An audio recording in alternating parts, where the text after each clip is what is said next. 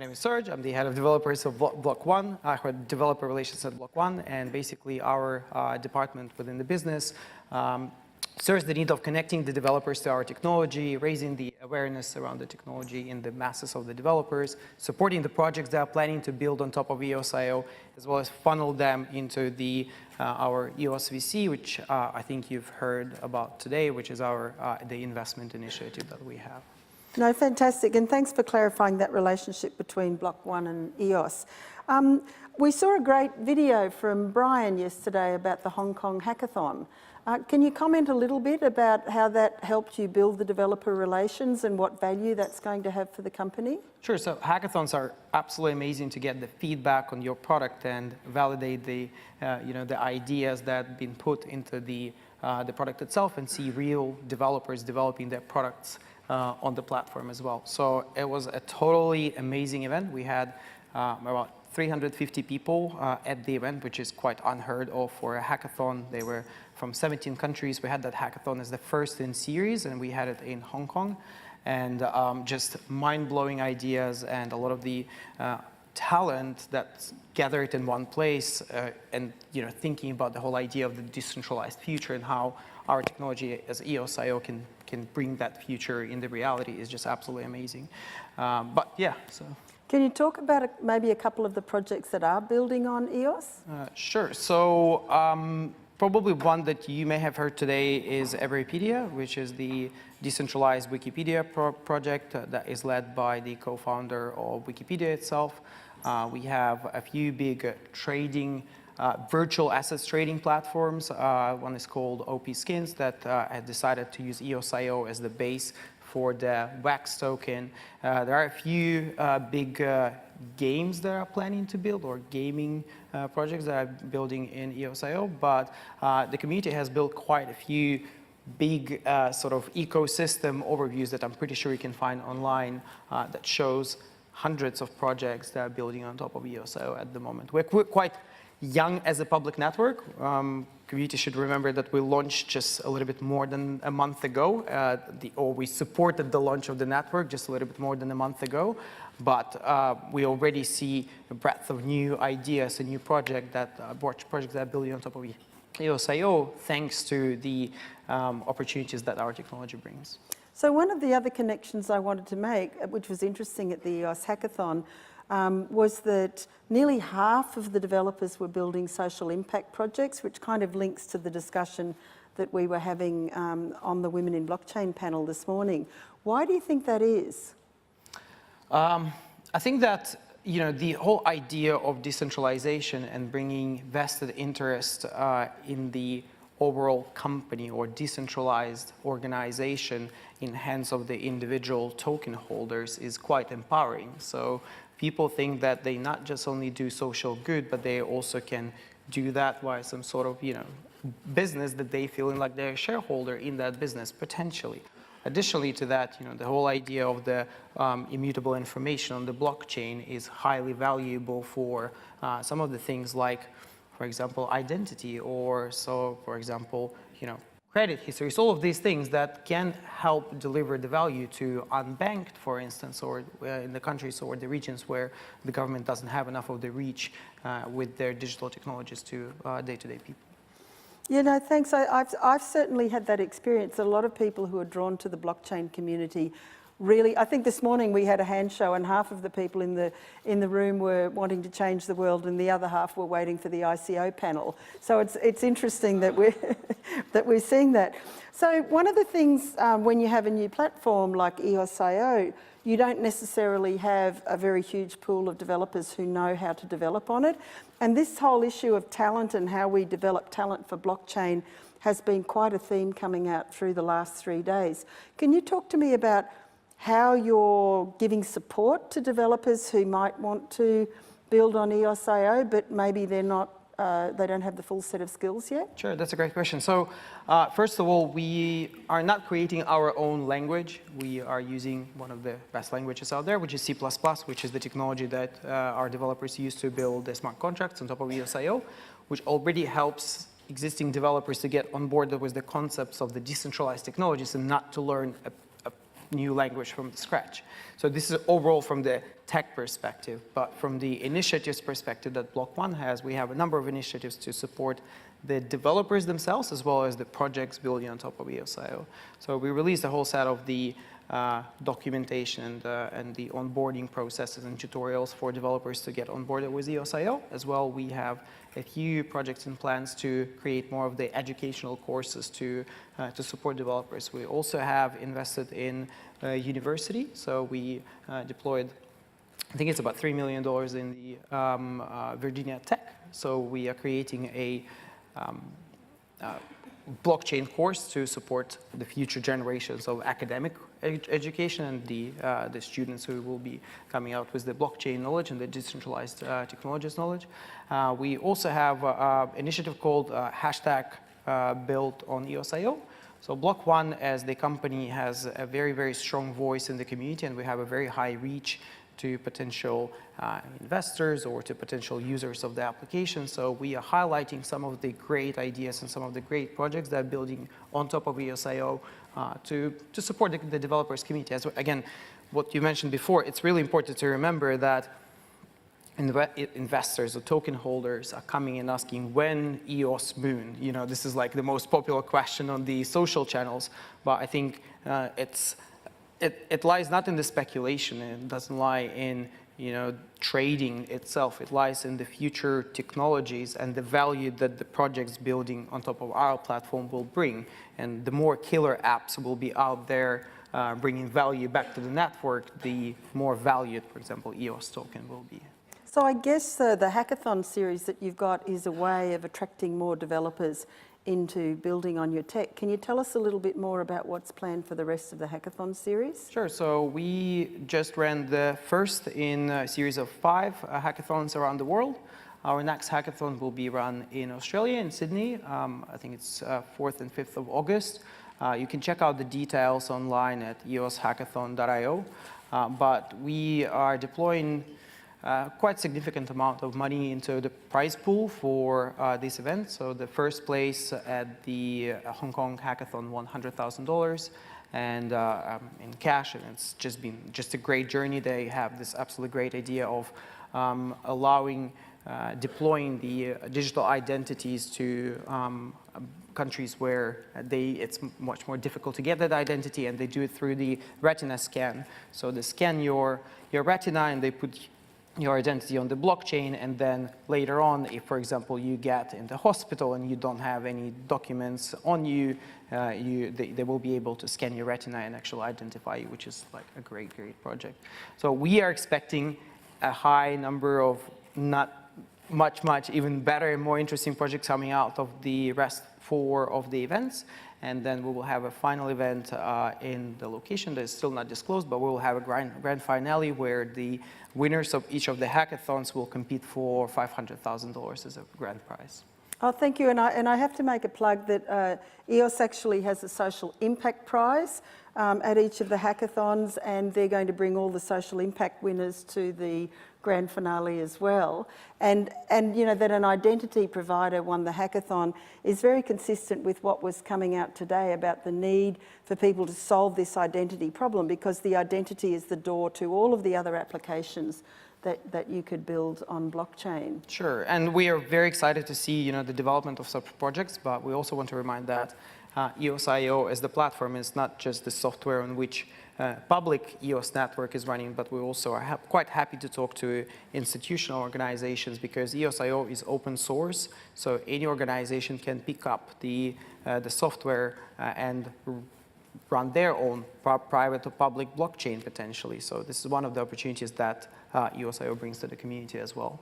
No, thanks. So I've exposed my confusion about the difference between Block.one and EOS.io, but we've also had EOS VC here. So I guess developers who are going to want to build on EOS.io probably are quite interested in meeting EOS VC. So can you talk to me about how the relationship works between Block.one, EOS.io, EOS VC, so people can understand that a bit better. Yeah, so it's quite interesting, quite confusing in a way for third parties to understand what is happening with these brands, but basically Block.one deployed, committed $1 billion in the capital for the management with third-party VC partners, and some of the funds you could, SVK Crypto, for example, you could meet here today at the event.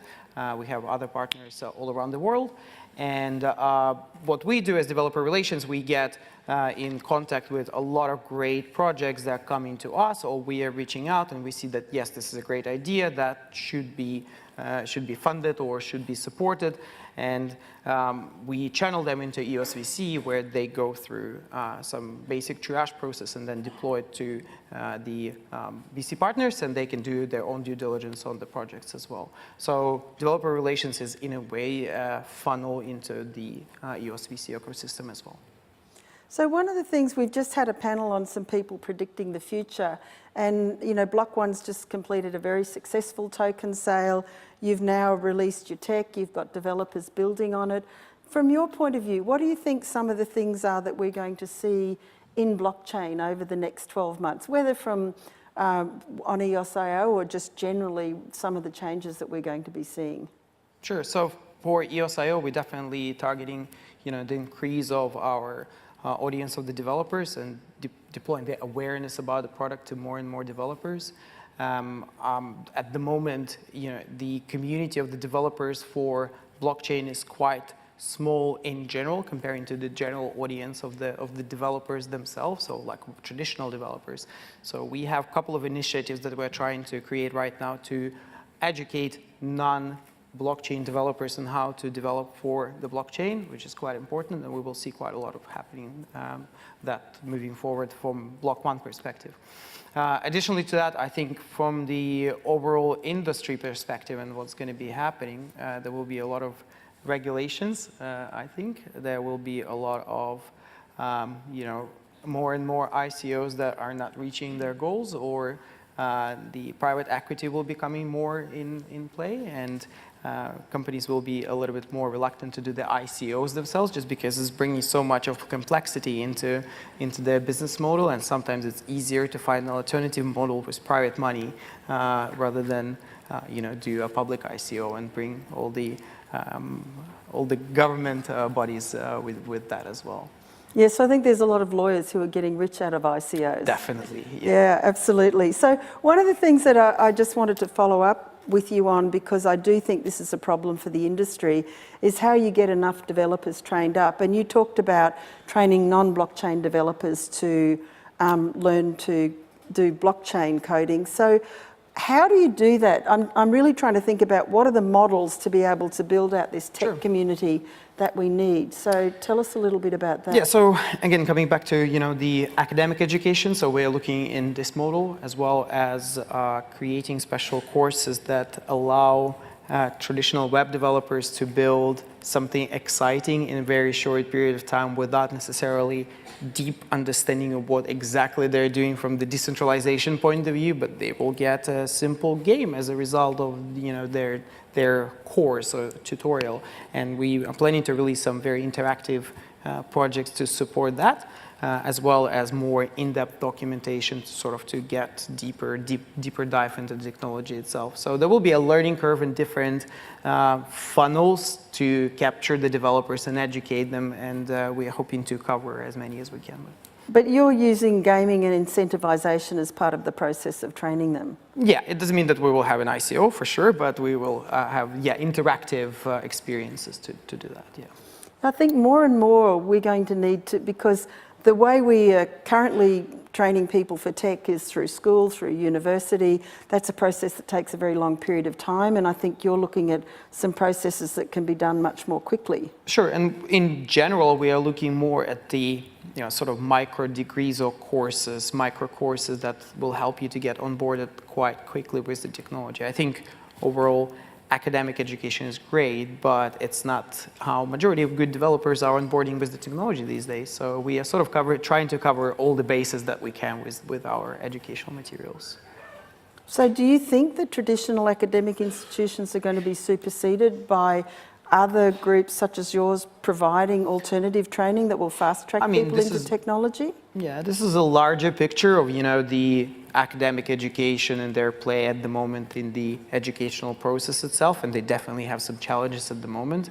I think a lot of great research is coming from academic institutions, and that still should be supported, and more in-depth, mathematical solutions and all of these things, they still need to be happening from the academical side. But your day-to-day solutions that you're building on top of some platform, that can be covered by a quicker course online. I think that's an interesting point, because one of the things that we did at the hackathon that we held for London Fintech Week was we actually had an anthropologist ethnographer mapping what was happening in the process to try and actually document new ways that are being used to address problems that the world's facing. But I think in terms of the kind of training that you're doing, it would be worthwhile having someone actually document this and start publishing the story of how you're creating new ways to train developers. And just on that point, there's two new journals, the Journal of the British Blockchain Association that takes peer-reviewed articles, and there's another one coming out called Frontiers in Blockchain, which is coming out of Switzerland and will be launched. So not just to you, but to other companies who are basically inventing the future at the moment, I think it's really worthy of getting that documented and published in peer-reviewed journals. Absolutely, yeah, and we're more than happy to work with these publishers, or seeing where are the opportunities of us supporting them in a way as well. Great. So we're nearly out of time. Why don't we go to Slido and just see if there's a few audience questions before we close. So, do developers need to understand business process better, and is there interest in this type of education? Surely, so there is a certain base of understanding of the processes behind the decentralization and the token economics that probably developers need to understand to be able to build a successful project.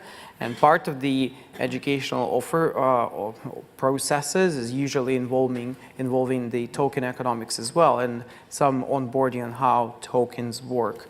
Obviously, more in-depth business understanding of the processes may make sense to do it separately from, if you have a different position in the company. But certain degree of this education is really important. Otherwise, you're not going to be able to build a decentralized application quite often. So one of the questions, I'm not sure if you're happy to talk about it, but I think there's growing interest in this whole idea of governance of public blockchains. And, you have had a few challenges since going live. I just wondered if you wanted to make any comments, because this is not specific to EOS.io. This happens in public blockchains, and different groups have different processes for dealing with it. Do you want to have a few words about that? Sure. The whole idea of the governance on the blockchains is also, in a way, is one big experiment. The whole industry is one big experiment in a way. So since we released the EOS.io software, again, the EOS network was launched, and EOS is a governed blockchain. So it has its constitution, it has its own governing bodies. And as a massive network with a massive reach, it obviously has some challenges in that governance, and being deployed to real life and large scale platform, of course, it has some challenges and things that need to be ironed out over time. And Block.one is supporting this effort. So we are, advising Dan Larimer, our CTO, is one of the visionaries in this area, and he is very supportive for the community to understand what is the best way to do certain things. And hopefully the future is bright for a governed blockchain. And the fact that the blockchain is governed actually allows you to do so many things that a non-governed blockchain will not be able to do. One of the examples there is the arbitration, for instance. And the idea that if your money were stolen from you, if on the non-governed blockchain, you will not be able to prove that in any way and not being able to recover your funds in any way. On the governed blockchain, there is still an opportunity for you to go to the arbitration body and actually try to prove that you own the funds that they were stolen for you, and still get your money back, which is a great progress in the industry itself, where if you lose your private key, you're not going to be able to get your money ever again. Thanks. I think that comment that Serg just made about it's an experiment applies right across this field, because Often people say to me, well, what's going to happen when you do that? And I think the answer is we don't know, because these guys and others like them are building the future now. And so we're learning about how to do it, and we're learning about how to adjust for it kind of live, real time today. So I think that's kind of a good point to stop the conversation and have people go away and think about it, because people are building new things and we don't totally know what the effect's going to be. What we need to do is understand it and try and improve on it, and really use the power, hopefully, of this transformational technology to achieve some real positive change in the world. So thanks so much for sharing a little bit more about Block.one, EOS, EOS.io, EOS VC. There's a quiz at the end of the day about anyone who understands that. We'll see. But it's wonderful. Thank you very much, and congratulations on your sale.